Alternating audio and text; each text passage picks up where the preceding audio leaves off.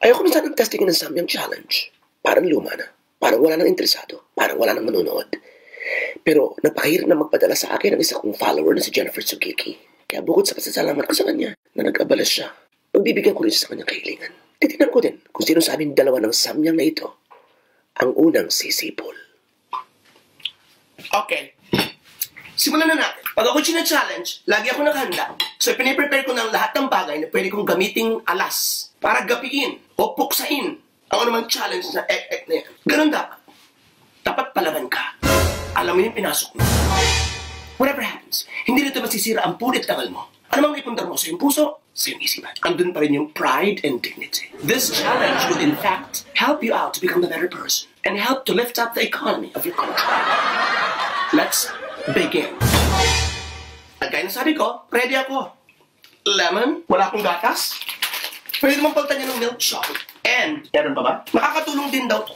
Aside from the best, according to what I've read, milk and starchy bread. O yung bread na may starch.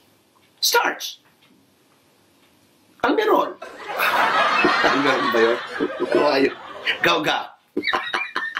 Tinapay na may gaw-gaw. Malaki din ang laban ito sa mga maanghang. Based on my Google research.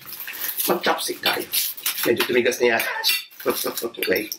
Haluin natin. Bugburan natin siya nito. And ito, yung kasama sa pack. Haluin pa natin. Medyo na-bother lang ako ng konti. Kasi ayon sa isang tagapanood ng Rheumatology, ito mensahe niyo. He said that this, asa ba yung balutan? Eto. This daw is the spiciest. Level 4. Medyo kinabahan ako ng konti.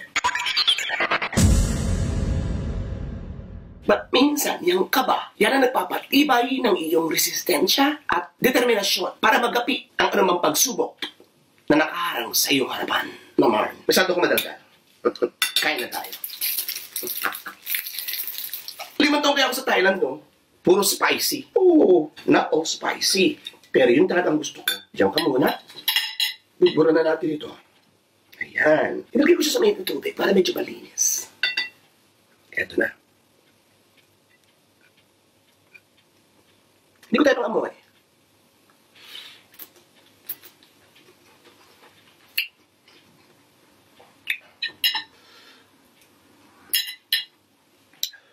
Medyo maanghang nga.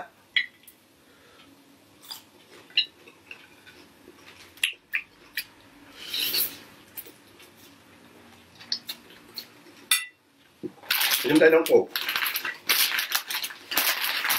Hindi ako pwede sa gatas.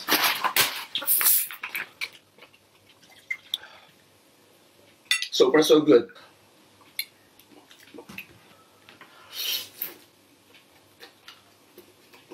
Sipol-sipol ka lang pag ganito maanghang.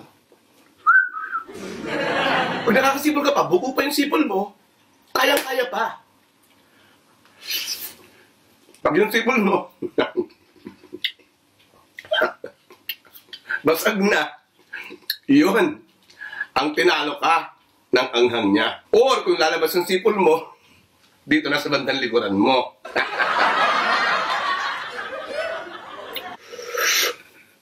Although maanghang nga siya. Yung pinakamaanghang na pansit canton, i-times 10 mo.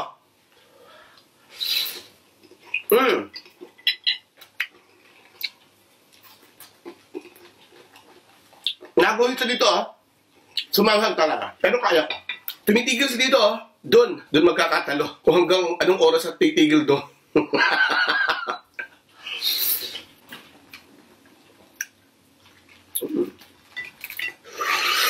Laglag ang almoranas mo, mare. Nang tinikman mo to.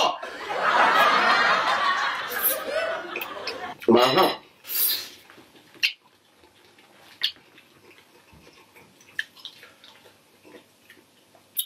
Wala akong milk sugar lang. Pwede nga pala sugar. Pero kaya ko.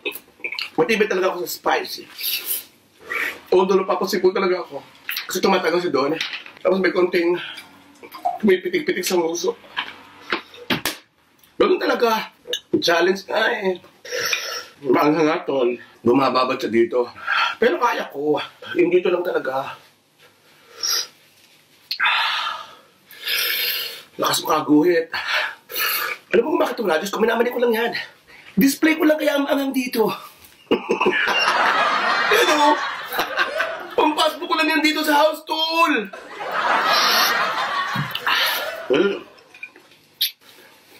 Sa mga hindi mahilig sa anghang, maanghang talaga.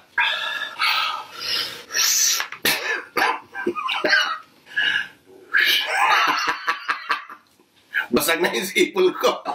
Hindi mga hayop na to. One more.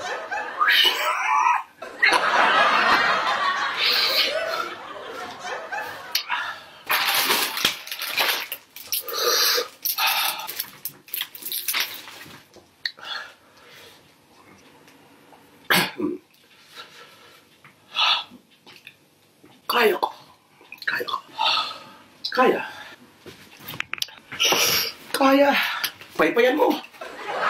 Hindi ka na matrabaho. Doon si Bungo.